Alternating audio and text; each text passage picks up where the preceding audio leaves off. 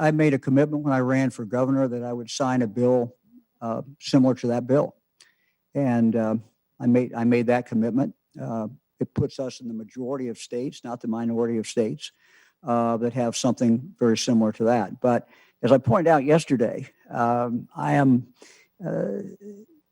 to see the state legislature do some things that I've asked them to do that will not in any way infringe upon the Second Amendment. But I know absolutely will guarantee it will save lives.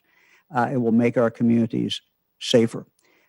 This has to do with taking guns out of the hands of violent criminals, punishing them more, violent criminals, when they have or found in possession of a gun, which they're not allowed to have, but giving a very tough sentence for those individuals, and fixing our data system and requiring that when someone is charged, there's an outstanding warrant for someone for a violent offense, that must be placed in the state database and that must be placed in the national database.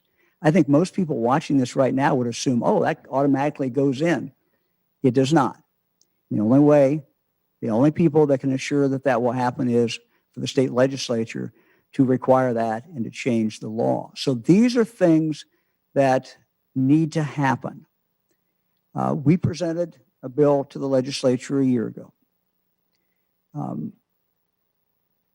One thing I've learned in doing government for over 4 decades is that the most important quality someone can have who wants to get something done is to be persistent and to be stubborn.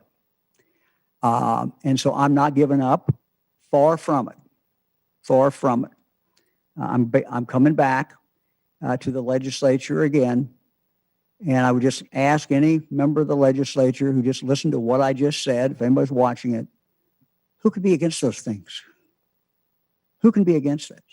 This is not about guns and taking guns away from citizens. This is about taking away from people who aren't supposed to have it anyway, and that's violent offenders. And it's about making sure that when a police officer in Ohio pulls over someone on the road, figures out who they are, and walks up to that car, that they know that person has an outstanding warrant, instead of, in many cases, having no clue, whereas the person in the car knows that he is running from the law, but the police officer has no idea. That is a dangerous situation for that police officer. That has to be changed. So I am persistent. I am stubborn. I'm back to my friends in the legislature to say, we can do this. I'm confident it's going to get done.